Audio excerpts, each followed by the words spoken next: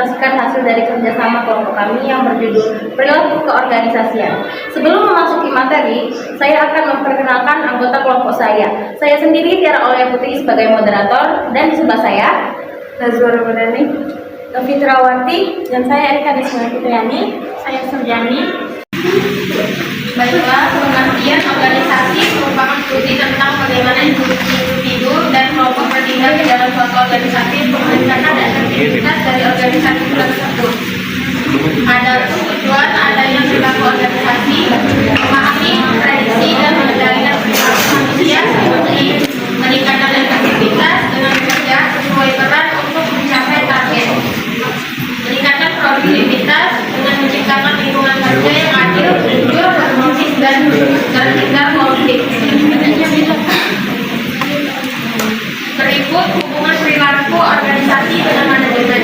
Perilaku organisasi merupakan landasan penting bagi manajemen untuk memahami, mengarahkan, dan mengelola manusia dalam organisasi secara efektif, mengelola konflik dan memperbaiki komunikasi antar bagian. Contohnya, menyediakan forum diskusi untuk menyelesaikan miskomunikasi antar tim.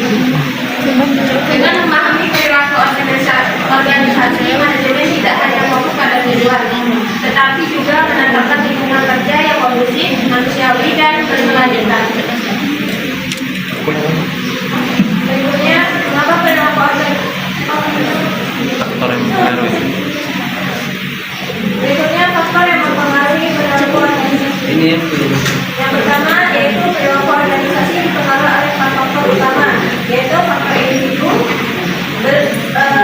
contohnya seperti kepribadian, sikap, motivasi maupun kemampuan. Yang kedua, faktor kelompok, contohnya seperti norma, kepemimpinan, hubungan dan hubungan tim. Faktor yang ketiga yaitu faktor organisasi, contohnya seperti struktur, budaya, sistem imbalan, dan teknologi. Faktor yang keempat yaitu faktor lingkungan eksternal, contohnya seperti sosial, budaya, hukum, persaingan, dan perkembangan teknologi. Semua faktor tersebut saling berkaitan dan berperan dalam menentukan cara kerja serta keberhasilan sebuah organisasi.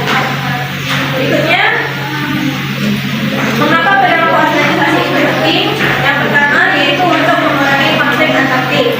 Yang kedua, untuk menciptakan kepuasan kerja, dan yang ketiga untuk meningkatkan motivasi dari kinerja. Pada slide ini kita membahas studi kasus DT Maju Bersama. Masalah utama yang terjadi adalah tingkat absensi yang tinggi, konflik antar karyawan, motivasi kerja rendah, dan target produksi yang tidak tercapai. Kalau kita lihat penyebabnya, ternyata ada beberapa. Yang pertama, ada perbedaan generasi. Ada karyawan yang terbiasa kerja manual, sedangkan generasi baru lebih mengandalkan teknologi. Jadi sering timbul miskomunikasi. Yang kedua, ada kerja sama tim masih kurang solid, bahkan muncul persaingan internal. Ketiga, motivasi menurun karena sistem penghargaan tidak adil. Yang terakhir, gaya kepemimpinan yang otoriter membuat karyawan tidak dilibatkan dalam pengambilan keputusan. Dari sini kita bisa lihat bagaimana faktor individu, kelompok, organisasi, dan kepemimpinan sangat mempengaruhi perilaku organisasi. Nah, untuk mengatasi masalah tadi, ada beberapa solusi yang bisa kita lakukan. Yang pertama, ada mengelola perbedaan individu melalui mentoring lintas generasi. Yang kedua, meningkatkan kerjasama tim dengan tim building dan tujuan bersama. Yang ketiga, memperbaiki sistem motivasi dengan penghargaan tim bagi individu. Yang keempat, mengubah gaya kepemimpinan dari otoriter menjadi partisipatif dengan melibatkan karyawan dalam pengambilan keputusan. Dan transformasional, memberi visi, inspirasi, dan motivasi. Dengan menerapkan solusi ini diharapkan absensi menurun, konflik berkurang, motivasi meningkat, serta target produksi dapat dicapai.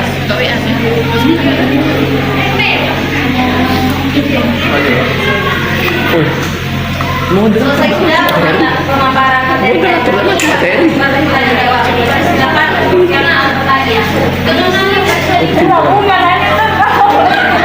pertanyaan.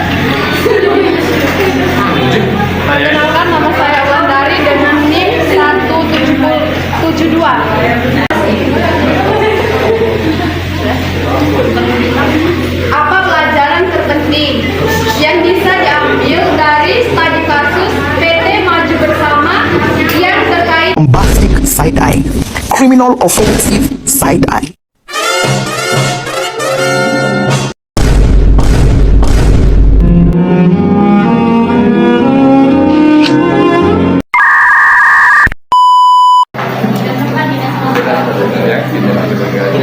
Saya mau menjawab pertanyaan dari Mbak Celi, yaitu pelajaran penting apa pelajaran penting yang bisa diambil dalam studi kasus PT Wajib Bersama dengan perilaku organisasi.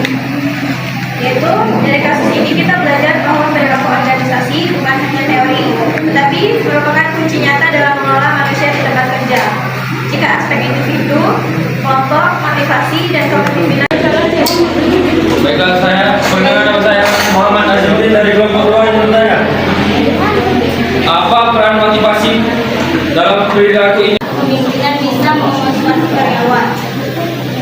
Mesin penggerak perilaku individu dalam organisasi tanpa memotivasi karyawan hanya bekerja karena kewajiban, bukan karena keinginan. Kepemimpinan yang baik harus mampu menjadi sumber energi motivasi, bukan sekadar pengawasan.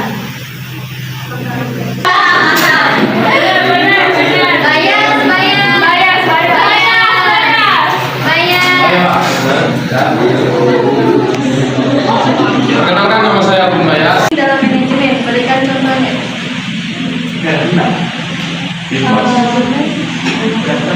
Hubungan perilaku organisasi dengan manajemen itu sangat penting karena perilaku organisasi merupakan landasan penting bagi manajemen untuk memahami, mengarahkan, dan mengelola manusia dalam organisasi secara efektif.